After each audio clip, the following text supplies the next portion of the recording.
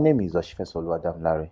I'm a mechanic. Welcome to Exxon F1, also known as from Lawon, Kolom, Africa. Today's video we'll be talking about Mercedes 2024 car, and we'll be dissecting it, breaking it down to know what Mercedes needs to do and what Mercedes should be bringing in 2024 to compete, to challenge and to win the championship if they can. In subsequent videos we'll be talking about the Red Bull, we're talking about the Ferrari, McLaren, Aston Martin, Alpine and other constructors, how each can win the championship in 2024. But this video is based on Mercedes. So how can Mercedes win the championship in 2024? Before we get into it, please don't forget my own boy Philip Janos. Please, let's go out there and support him. As Nigerians in diaspora, everybody and teams all around the world, let's see what we can do. Let's support him. And other Nigerians racing out there, let us lend a hand to them. And other Africans generally, let's lay a hand of hope to them and let's keep praying for them. And 2024 shall be their year. That is my prayer, and so shall it be. And also the X-Karting, yeah, so it's now open. Like I said, I've been saying in all my videos that it's now open Saturday, Sundays for your leisure. Go out there between 10,000 and 25,000. You guys can just enjoy yourself. It's not much. Depends on the number of hours or minutes you want to be there. It's not much. And on rather the Racing Auto Development Association and other affiliates to FIA, you can send me a DM. I would link you to who you can talk to. And for me, it's all about developing the motorsport in Nigeria and taking it to the next level. We get there certainly. So let's go to Mercedes. In 2022, Mercedes brought out one of the worst cars developed in over 10 years. The car was non-performing. As a matter of fact, that car in 2022 won only one race, and that was the Brazilian GP in 2022. Now, what were the flaws of this car? Number one, the design layout, which was a podless car. The effect of the no pod had a lot of effects, not just on the drag, but on the design of the rear wing, the rear winglet, the brake ducts, the suspension and the floor, and so many other parts. Though that car was slow, but Mercedes had so much points with the car that they came third in 2022. And you know what? They had so much fun with the car, and that car proved them to be very, very not just unreliable, but going backward as a team. And as we know, Mercedes, they are one of the toughest competitors. They are so intelligent, they know what they will do. And in 2023, they brought not again the most beautiful car, the best car they could bring, which was even way worse than the 2022 car. The W14 was way worse than the W13. And what do I mean? The aero shape has changed a little. They gave the podless pod a much more vertical behavior, which brings the vortex a little bit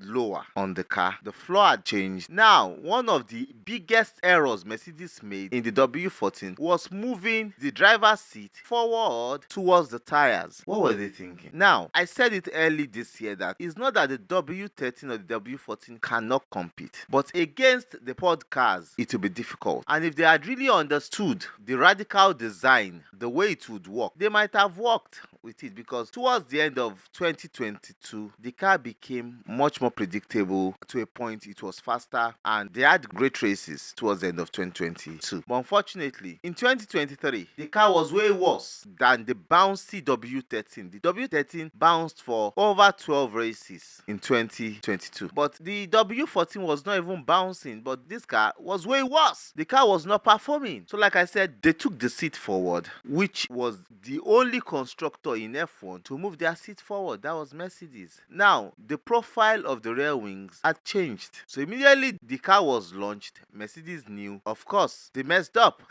They were back into the hot water that was more boiling than the one they were out of before. So they quickly went to the drawing board and they knew they had to develop something. But unfortunately, they could not do the same thing Aston Martin did in 2022 by bringing a different car in the middle of the season, because they don't want to lose performance. Now, what did they do? They decided to fix side pods on the W14. That gave us a W14B. Now, the W14B, bringing the characteristics of a good race car on a bad foundation, that was W14B. The seat was forward. The foundation of the car was for a podless car. Now, the front wings behavior was so different. The suspension behavior was so different. So they need to carve out a different suspension on this chassis. The steering was was different. The brakes and its effects on the tire wear was different, which means the way the tire relates with the car on long run and on short run was different. The airflow, the floor, and the cooling system had to be changed the way they were. So they had to manage the way the W14A was and manage to put W14B on it to make sure they have a car to drive. So on this learning, they went through the 2023 season. But what did I learn? In 2023, Mercedes had less points than they had in 2022. Why? Because all other constructors were less competitive. The most competitive car was the Red Bull, which outshone all other competitors in 2023. Now, engine reliability. We can see that in 2022, Mercedes had better engine reliability than any other constructors. Also in 2023. Now, there were challenges from McLaren at the beginning of the season that the Mercedes engine was not so powerful. But when they had the talks, Mercedes told them to go and develop their car, that they also made the mistakes. Immediately, McLaren developed their car. The car became faster. Now, the only reliability issue Mercedes had was when they tuned up their engine in Hungary, I think, which shows that Mercedes had not really increased the power or tuned up their engine to optimum performance from 2022 to 23, which makes it look like they have better engine reliability. But with the design of the W14, the cooling system was a little bit compromised, which gave George Russell the only reliability issue he had. On the Aston Martin, they had reliability issues based on the cooling system. On the Aston Martin, it was due to the cooling system. They had also on the McLaren in Mexico, which was also a cooling system related and oil system related. So it looks like the Mercedes have engine reliability. So through 2023, the Mercedes F1 team developed their car and learned a lot from it. So likewise others, but the learning curve of the Mercedes, how will it pay them into next year when they are having to learn a new design on a wrong foundation car? Like I told you, the W14 was a totally wrong foundation. They need to develop a totally new car to bring as a W15 if they really want to come next year. If they really want to win a championship next year, they really need to bring a very good car next year. So teams like Williams, Aston Martin, McLaren that have bought engine and some few parts from Mercedes really enjoyed, because McLaren and Aston Martin at some particular point in time in the season, they outperformed Mercedes. Perfectly, they outperformed the Mercedes. For the first part of the season, for the Alonso with the Aston Martin outperformed the Mercedes and the Ferrari. Yeah. In the second part of the season, two McLarens outperformed the Mercedes, the Ferrari, and the Aston Martin. They were a little bit closer to the Red Bull, but not close enough to win any race. That was that. So what do Mercedes need to do to build a better car in 2024? They need to look at the floor. Now, they need a more simpler floor that would relate with the aerodynamics that they need to develop. Now, they need to move the seat they have moved forward on the back and redesign the airflow, especially through the cooling system of the car, to make the car cooler, which will also have effect on the cooling of the brake. So these are the things Mercedes need to work on. They need to change the chassis totally, which means they will change the car totally. The pods, the side pods, the braking system, airflow, the suspension, everything needs to be changed on that W13 and W14 to bring a better W15. And also, I think Mercedes need to go back to 2020 and look at the 2020 winning car and learn a lot from it and bring some part of that into the 2024 car to make them more competitive if they want to challenge the Red Bull in 2024. And I think these are the things Mercedes need to do. Also, I think Lewis Hamilton really performed very well this season, because there are some times in which he carried faults on the car. Especially, most of us didn't notice that he was having braking issues all through the qualifying and the main race in Abu Dhabi. The only reason why they ran the car in Abu Dhabi was to get at least 1 point for them to come second in the championship. And he did well to finish the race 9 to get some maximum points to give his team some few points ahead